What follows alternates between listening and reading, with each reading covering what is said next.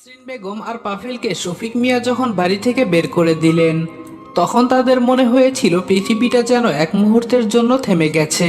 যে বাড়িতে তারা নিজেদের অধিকার খাটিয়েছে, আজকে সেই বাড়ির দরজা তাদের জন্য চিরতরে বন্ধ হয়ে গেছে। রাত তখন গভীর। নাসরিন বেগম একটা ছোট ব্যাগে কিছু কাপড় চোপড় গুছিয়ে নিলেন। পাফেল তখনও রাগে ফুঁসছিল। এইটা কি হলো মা? ওই শফিক মিয়া এত সাহস পাইল কই? সামান্য একটা ব্যাপারে আমাদেরকে বের করে দিল। নাসরিন বেগম ঠান্ডা গলায় বললেন, চুপ কর পাভেল, এখন কথা কম বল, আগে মাথা গোজার একটা জায়গা লাগবে।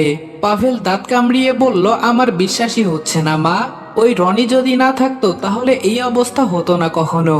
নাসরিন বেগম চোখ শুরু করে বললেন, এখন নাম ধরে লাভ নেই, আগে চল তোর নানার বাড়িতে যাই। নাসরিন বেগম বাপের বাড়িতে পৌঁছালো। পুরনো সেই গ্রামীণ বাড়ি, ভাঙ্গা উঠান, উঠোনের এক পাশে কাঁঠাল গাছ, আর একটা পুরনো টিনের ঘর। নাসরিন বেগম দরজায় দাঁড়িয়ে ডাক দিলেন, ভাইজান। ভেতরে থেকে একজন মধ্যবয়সী লোক বের হয়ে এলেন, চোখে অবাকতা কিন্তু মুখে কোনো আনন্দ নেই। তিনি প্রশ্ন করলেন, তুই এখানে কেন এসেছিস নাসরিন? নাসরিন বেগম একটু থেমে বললেন, ভাইজান, শফিক মিয়া আমাদের বের করে দিয়েছে, আমরা আর কোথাও যাইতে পারি নাই, তাই এখানে এসেছি। ভাইজান কথাটা শেষ করতে দিলেন না। তুই কি ভেবেছিস এই বাড়িটা কি কোনো হোটেল? যখন খুশি চলে আসবি, যখন খুশি এখানে এসে থাকবি। আমার সংসার, ছেলে মেয়ে সব আছে, তাদের খরচ টানতে আমি হিমশিম খাচ্ছি, আবার বাড়তি দুটো উটকো ঝামেলা নিতে যাব কেন? নাসরিন বেগম কাঁদতে কাঁদতে বলল, ভাইজান, বিপদে পড়ে এসেছি, একটু জায়গা দেন না, দয়া করে একটু জায়গা দেন। নাসরিন বেগমের ভাই আবার বলল, তোদের বাড়িতে জায়গা দিলে এখন আমি বিপদে পড়ব, আর কত টানবো আমি? একবার তো বিয়ে দিয়েছিলাম, পাভেলের বাবা মরতে দেরি, কিন্তু তোর এই বাড়িতে আসতে দেরি হয়নি। পাভেলের দাদি শুধু তোর পায়ের ধরা বাদ রেখেছে ওই বাড়িতে থাকার জন্য, কিন্তু তুই শুনলি না, চলে এলি আবার বিয়ে বসার জন্য। আবার বিয়ে দিলাম শফিক মিয়ার কাছে, এখন বলছিস ও তোকে বাড়ি থেকে বের করে দিয়েছে। কেন দিয়েছে? নিশ্চয়ই কোনো না কোনো অপকর্ম করেছিস। তোর মতো বিষধর সাপ আমি আমার বাড়িতে রাখতে রাজি না, পরে আবার আমার স্ত্রী সন্তানকেও তুই শেষ করে দিবি। নাসরিন বেগম বুঝতে পারলেন এখানে ওনার জায়গা হবে না, তাই তিনি তার ভাইকে বলল, ভাইজান, এখন তো সন্ধ্যা হয়ে গিয়েছে, আজকে রাতটা থাকতে দিন, কাল সকালে চলে যাব। নাসরিন বেগমের ভাই ঘরের দিকে যেতে যেতে তার স্ত্রীর উদ্দেশ্যে বলল, আবিরের মা, ওদের দুজনকে রান্নাঘরে থাকার ব্যবস্থা করে দাও। অপরদিকে রাতটা কিভাবে কেটে গেল রনি নিজেও জানে না।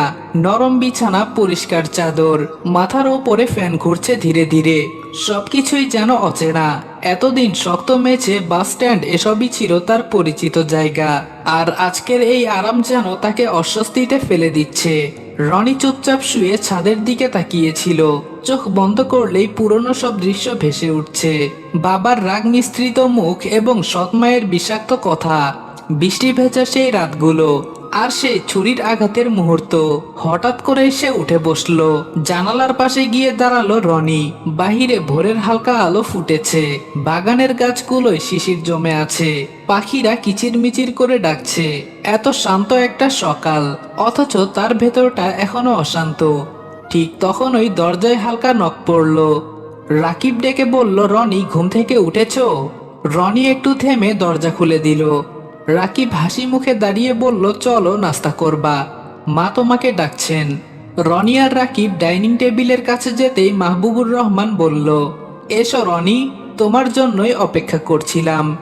কেউ অপেক্ষা করছে, তাও আবার রনির জন্য? এটা তো একদমই অসম্ভব। একসময় ওর বাবা মা অপেক্ষা করত, কিন্তু মা চলে যাওয়ার সাথে সাথে বাবার ভালোবাসাও নিয়ে গিয়েছে। তারপর থেকে কেউ আর তার জন্য অপেক্ষা করে না। 2 মিনিট পর মাহবুবুর রহমানের পাশের চেয়ার টেনে বসলেন একটা 12 বছর বয়সী মেয়ে। মাহবুবুর রহমান তার দিকে তাকিয়ে মুচকি হাসি দিলেন। তারপর রনিকে বলল, ওর সাথে তো তোমার পরিচয় হয়নি, ও আমার ছোট মেয়ে আফরিন। তারপর তিনি আফরিনকে বলল, আফরিন, এটা তোমার আরেকটা ভাইয়া, ওর নাম রনি। আফরিন রনির দিকে তাকিয়ে বলল, আসসালামু আলাইকুম রনি ভাইয়া। রনি সালামের উত্তর দেয়। এর মাঝে রাকিবের মা আমেনা বেগম খাবার হাতে নিয়ে টেবিলের সামনে আসে এবং সবাইকে খাবার বেড়ে দিতে থাকে। রনি ভেবেছিল আমেনা বেগম ওকে এই বাড়িতে নিয়ে আসাটা পছন্দ করেননি। হয়তো উনি নিজের হাতে ওকে খাবার বেড়ে দিবেন না, কিন্তু ওকে অবাক করে দিয়ে আমিনা বেগম ওর পাতে খাবার বেড়ে দেয় এবং মুচকি হাসি দিয়ে বলেন, কিছু লাগলে বলো।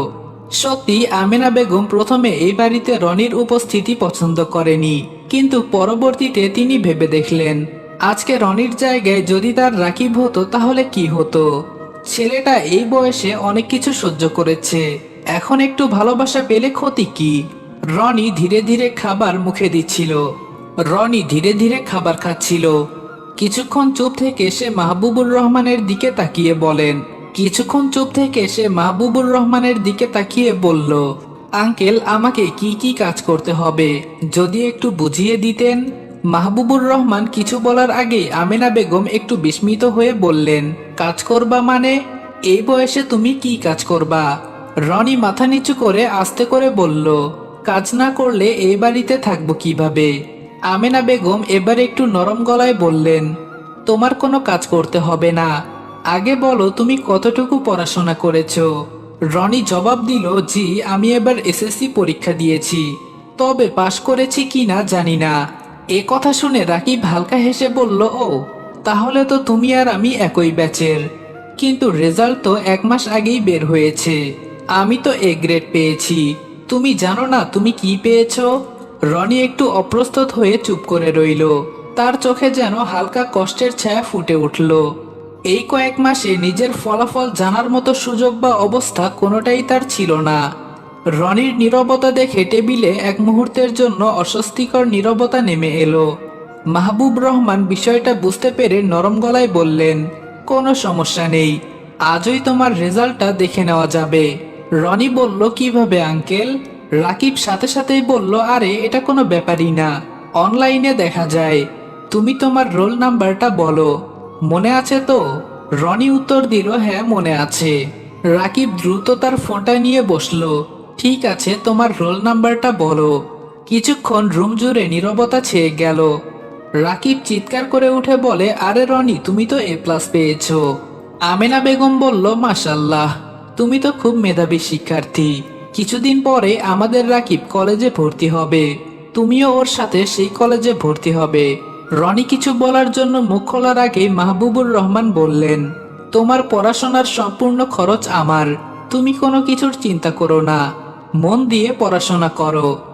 রনি চোখের পানি মুছতে মুছতে জিজ্ঞেস করে, আপনারা আমার জন্য এত কিছু কেন করছেন? মাহবুব রহমান মৃদু হেসে রনির দিকে তাকালেন, তারপর শান্ত গলায় বললেন, কারণ বাবা, সব সম্পর্ক রক্তের হয় না,